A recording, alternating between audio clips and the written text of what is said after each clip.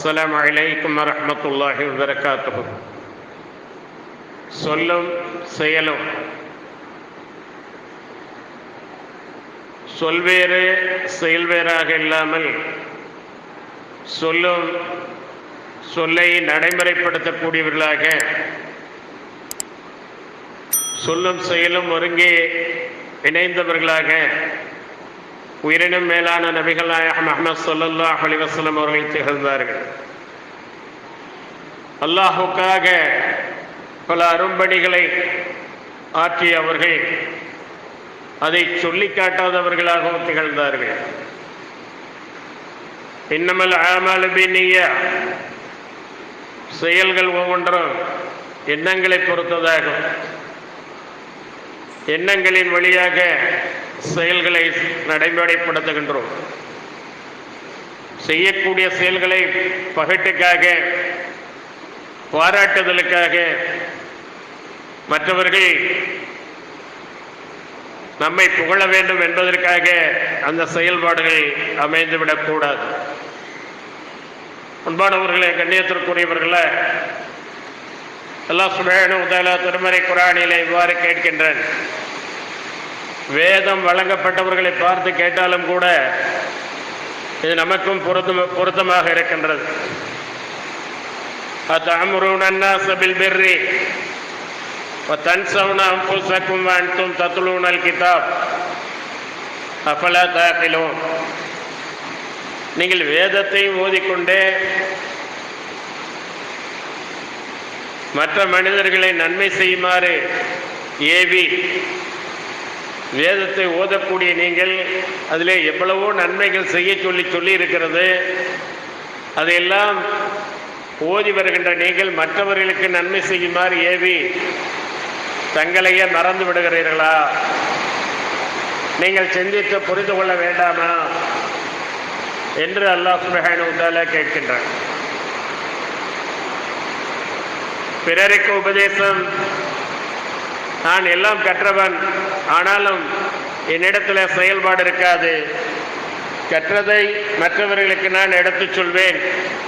அவர்கள் செயல்பட்டு கொண்டு நேர்வழி அடைந்து கொண்டு இம்மை மறுமை வெற்றிகளை அடைந்து கொண்டு அவர்கள் செல்ல வேண்டியதுதான் என்று எவர் நினைக்கின்றாரோ அவரை விட முட்டாள், அவரை விட மடையர் யாரும் இருக்க முடியாது.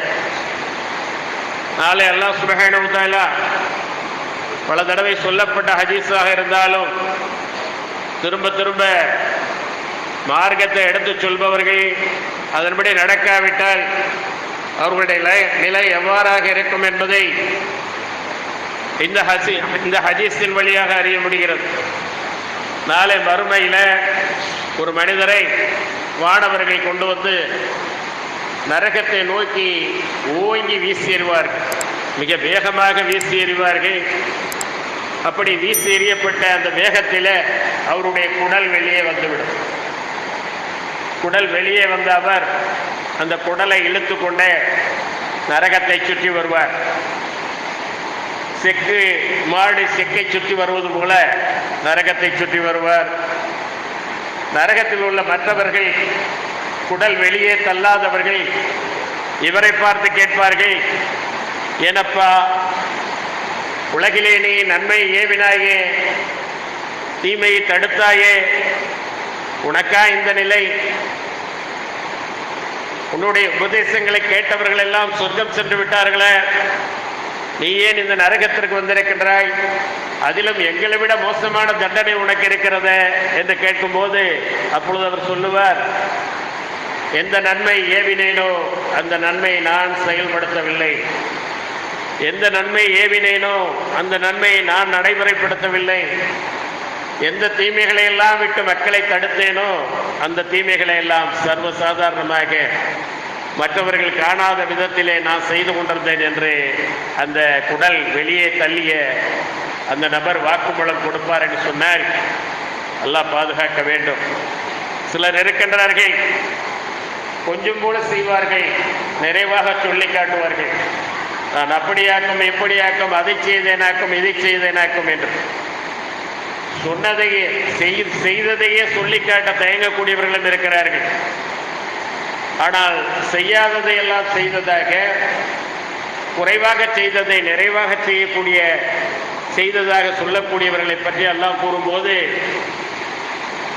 லா தஹஸபன்ன அல்லதீன யஃப்ரஹூன பிமா அத்தவ் வ யுஹிப்பூன அன் யுஹ்மது பிமா லம் யஃஅலு ஃபலா தஹஸபன்னஹும் பிமஃபாஸத்தின் மினல் அஸாப் வ லஹும் அஸாபுன் அலீம். எவர்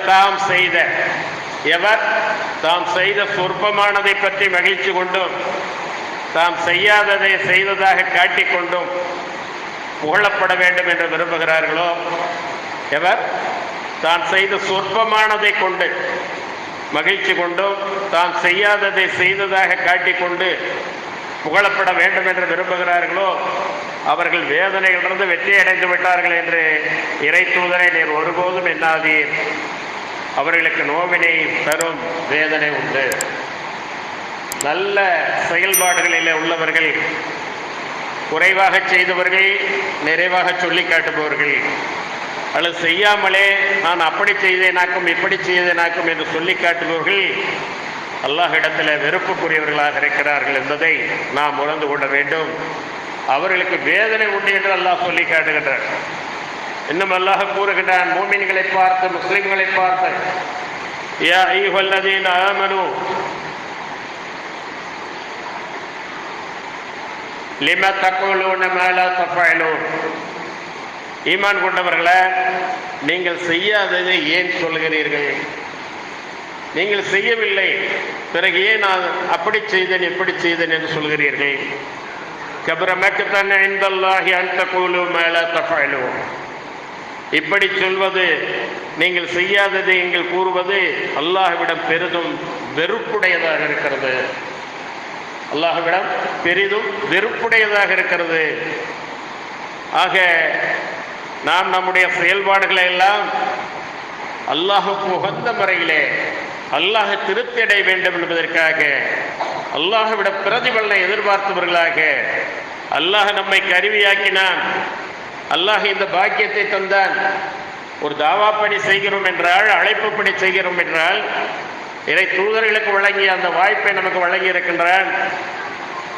அதை வைத்து நாம் பெருமை அடிக்கக்கூடாது, புகழப்பட வேண்டும் என்று நினைக்கக்கூடாது, அதை வைத்து நாம் சொல்லி காட்டக்கூடாது என்ற அந்த மனநிலையோடு இக்லாஸாக அல்லாஹுடைய திருப்திக்கப்ப நாம் அந்த செயல்பாடுகளை செய்யும் போது அல்லாஹ் நம்மை பொருந்திக் கொள்கிறார். மற்றவர்களுக்கு வழங்காததை விட அதிகமாக நன்மைகளை, பாக்கியங்களை நமக்கு வழங்குவார். இன்னும் சில பேர்கள் இருக்கிறார்கள், நாங்கள் ஏழையாக இருக்கிறோம், வசதி வாய்ப்புகள் வந்துவிட்டால் அப்படித்தான் செய்வோம், இப்படித்தான் செய்வோம் என்று கூறுவார்கள். அல்லாஹ் அவர்களுக்கு வசதி வாய்ப்புகளை வழங்கினால் கஞ்சர்களாக இருப்பார்கள் என்று அல்லாஹ் கூறுகிறார். நபி ஸல்லல்லாஹு அலைஹி வஸல்லம் அவருடைய காலத்திலே சலபா என்ற ஒருவர் ஏழையாக இருந்தார். அவர் அல்லாஹ்வுடைய தூதரிடத்தில் எனக்காக துஆ செய்யுங்கள் என்று சொன்னார். வேண்டாம் சலபா, இப்படியே இரு, உனக்கு வணக்க வழிபாடுகள் எல்லாம் நல்ல முறையில் இருக்கிறது, இறை தூதர்கள் எல்லாம் ஏழைகளாகத்தான் பெரும்பாலும் இருந்திருக்கிறார்கள், அவர்களைப் போல நீனும் இருப்பதை பிரியப்பட மாட்டாயா, இப்படியே இரு என்று சொன்ன போது, இல்லை, பலரும் வைத்துக் கொண்டு கொடுக்காமல் இருக்கிறார்கள், எனக்கு மட்டும் கிடைத்தால் நான் எப்படி கொடுப்பேன் தெரியுமா, அள்ளி கொடுப்பேன் தெரியுமா என்று சொல்லி அவருக்காக நபி ஸல்லல்லாஹு அலைஹி வஸல்லம் அவர்கள் பிரார்த்தனை செய்தார்கள். அவருக்கு ஒரே ஒரு ஆடு கிடைத்தது. அது புழுக்கள் பழுகி பெறுவது போல பெரும் மந்தையாக உருவெடுத்தது. மதீனாவிலே அந்த ஆட்டு மந்தையை வைக்க முடியாது என்கின்ற அளவுக்கு சுற்றுப்புற சூழலுக்கு தள்ளப்பட்டார். அங்கேதான் அவருடைய ஆட்டு பண்ணைக்கு இடம் இருக்கிறது என்று சொல்லக்கூடிய அளவுக்கு 2 நேர தொழுகைகளை தொழுதார், 3 நேர தொழுகைகள் இல்லை. பிறகு அதையும் விட்டார், ஜும்மாவுக்கு மட்டும் வந்தார். பிறகு அவர் ஜும்மாவையும் விட்டுவிட்டார். மதீனாவிலிருந்து வருபவர்களிடம்தான் மதீனாவிலே என்ன விசேஷம் என்று கேட்க ஆரம்பித்தார். அந்த அளவுக்கு அவரை அந்த செல்வம், அந்த பொருளாதாரம் அடிமைப்படுத்தி விட்டது. அவர் சொன்னது போலெல்லாம் நடக்கவில்லை. இவருடைய இபாதத்துகள் இல்லாமல், வணக்க வழிபாடுகள் எல்லாம் இல்லாமல் போனது ஒரு நேரத்திலே அல்லாஹுடைய தூதர்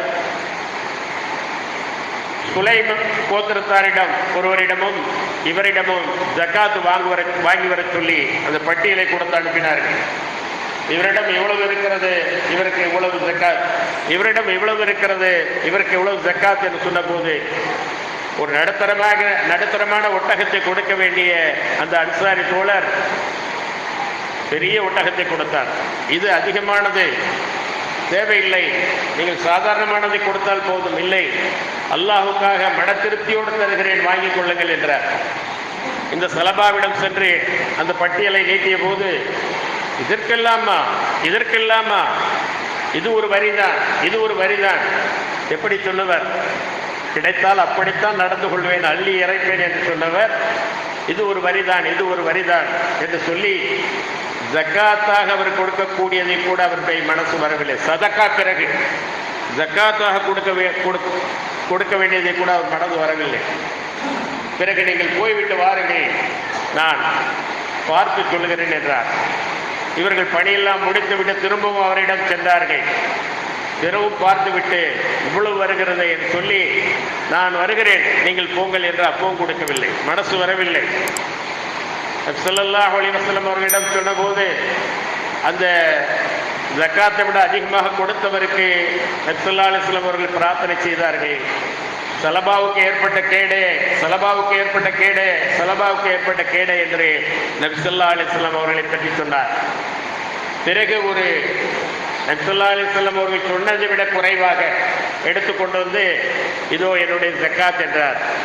அப்பொழுது நபி ஸல்லல்லாஹு அலைஹி வஸல்லம் அவர்கள் வேண்டாம், கொண்டு சென்று விடுங்கள், உங்களிடம் வாங்க மாட்டோம் என்று திருப்பி அனுப்பிவிட்டார்.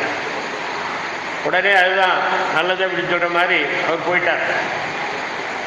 ஸல்லல்லாஹு அலைஹி வஸல்லம் அவர்கள் சொல்லி சென்றார்கள், இல்லாதவராக இருந்து அல்லாஹுடைய கிருபையால் இவ்வளவு வசதி வாய்ப்பை பெற்று கடைசியில இவ்வளவு கஞ்சராக மாறுவார் என்று நினைக்கவில்லை. இவர் எனக்கு பிறகும் ஜக்காத்து கொண்டு வந்தால் வாங்காதீர்கள் என்றார். அபூபக்கர் சித்திக் ரலியல்லாஹு அன்ஹு அவருடைய காலத்திலும் அவரிடம் ஜக்காத்து பெறப்படவில்லை. உமர் ரலியல்லாஹு அன்ஹு அவருடைய காலத்திலும் அவரிடம் ஜக்காத்து பெறப்படவில்லை. உஸ்மான் ரலியல்லாஹு அன்ஹு அவருடைய காலத்திலே அவர் மௌத்தாகி விடுகிறார். இதை பற்றி அல்லாஹ் சுப்ஹானஹு வ தஆலா சூரத்து தௌபாவிலே 75 முதல் சொல்லுகிறான். அவர்களில் சிலர் அல்லாஹ் தன் அருட்கொடையிலிருந்து நமக்கு செல்வத்தை அளித்தால் உண்மையாகவே நாம் தாராளமாக தான தர்மங்கள் செய்து நல்லடியார்களாகவும் ஆகிவிடுவோம் என்று அல்லாஹ்விடம் வாக்குறுதி செய்தார்கள். அவ்வாறே அவன் அவர்களுக்கு தன் அருட்கொடையிலிருந்து வழங்கிய போது அதில் அவர்கள் உலோபித்தனம், கஞ்சத்தனம் செய்து அவர்கள் புறக்கணித்தவர்களாக பின்வாங்கிவிட்டனர், கொடுக்கவில்லை. எனவே அவர்கள் அல்லாஹ்விடம் செய்த வாக்குறுதிக்கு மாறுதல் செய்ததாலும் அவர்கள் பொய் சொல்லிக் கொண்டே இருந்ததினாலும் அல்லாஹ் அவர்களுடைய உள்ளங்களில் தன்னை சந்திக்கும் இறுதி நாள் வரையில் நயவஞ்சகத்தை போட்டுவிட்டான், நிப்பாக்கை போட்டுவிட்டான். நிப்பாக் நயவஞ்சகம், நயவஞ்சகர்களுக்கு நரகத்தின் அடித்தளம். முஷ்ரிக்குகளை விட, காபிர்களை விட இந்த நயவஞ்சகர்கள், கூட இருந்து குளிபறிப்பவர்கள், வேடதாரிகள், சொல்லொன்று செயல் ஒன்றாக நடப்பவர்கள், இவர்களுக்கு கடைசியாக அல்லாஹ் சுப்ஹானஹு வ தஆலா நரகத்தின் அடித்தளத்தை தான் வைத்திருக்கிறார். அன்பானவர்களே, கண்ணியத்திற்குரியவர்களே, எல்லாவற்றையும் போட்டு விடுத்தான் போன தொழுகை இல்லை, இபாதத்து இல்லை, பிற நல்லறங்கள் இல்லை, அவருக்கு கொடுக்கப்பட்டதிலிருந்து அவர் தான தர்மங்களை வழங்கவே இல்லை. நயவஞ்சகன் என்ற அந்த பட்டத்தோடு செல்லக்கூடிய நிலையை அல்லாஹ் அவருக்கு ஏற்படுத்தி விட்டார். ஆதலால் நாம் எச்சரிக்கையாக இருக்க வேண்டும். மேலும் நபி ஸல்லல்லாஹு அலைஹி வஸல்லம் அவர்கள் எவ்வளவோ இந்த மார்க்கத்திற்காக சிரமப்பட்டார்கள்.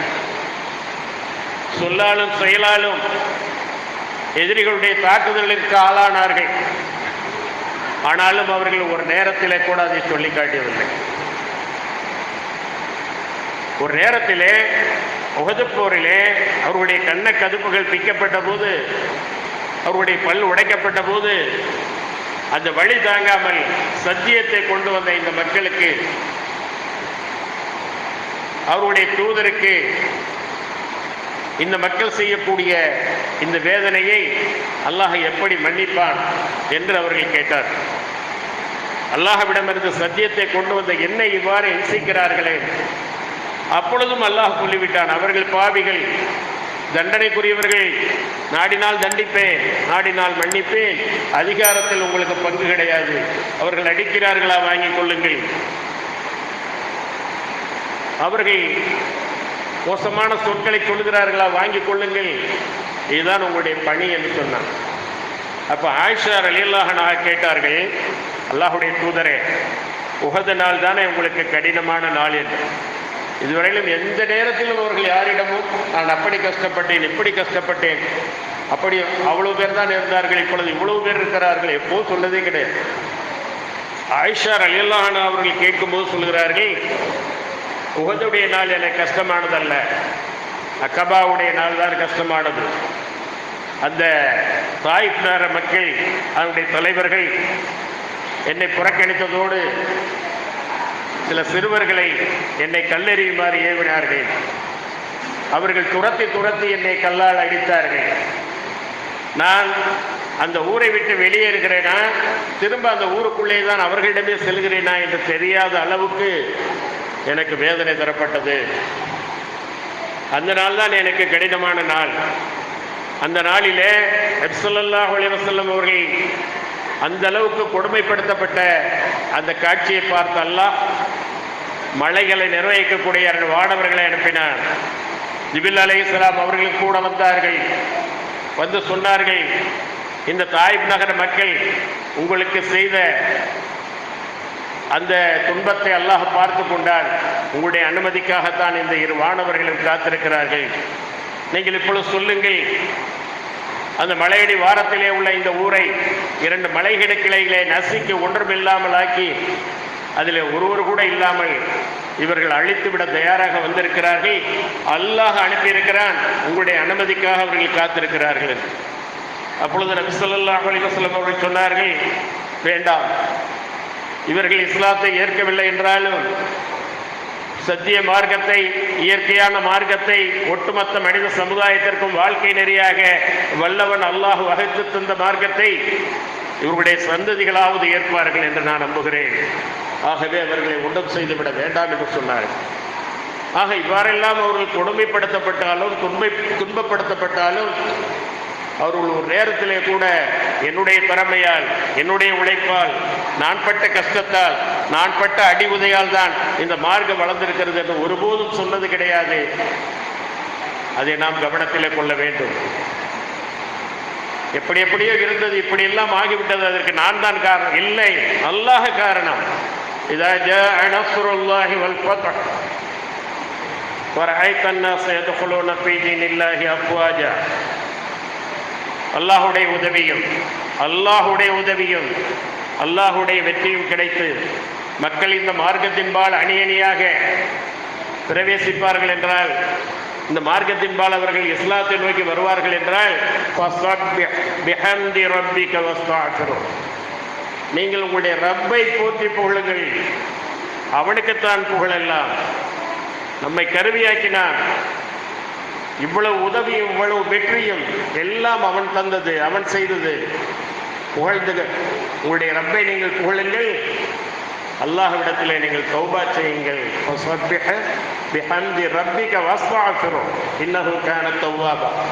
அல்லாஹ் தௌபா செய்பவர்களுடைய தௌபாவை ஏற்றுக்கொள்ளக்கூடியவனாக இருக்கின்றான் என்று அல்லாஹ் கூறினான் என்று சொன்னால், அல்லாஹ் சில வாய்ப்புகளை நமக்கு தருகிறான் என்று சொன்னால், அந்த வாய்ப்பை லோக ஆதாயங்களுக்காக, உலக லாபங்களுக்காக, உலக பாராட்டுதல்களுக்காக, உலகத்தினுடைய எதிர்பார்ப்புக்காக நாம் செய்யக்கூடாது. முற்றிலும் இஹ்லாஸோடு அல்லாஹுக்காகவே சொல்லும் செயலும் ஒருங்கே அமைய பெற்றவர்களாக, செய்ததை சொல்லி காட்டாதவர்களாக வல்ல அல்லாஹ் நம் அனைவரையும் ஆக்கிக்கொள்ள வேண்டும் என்று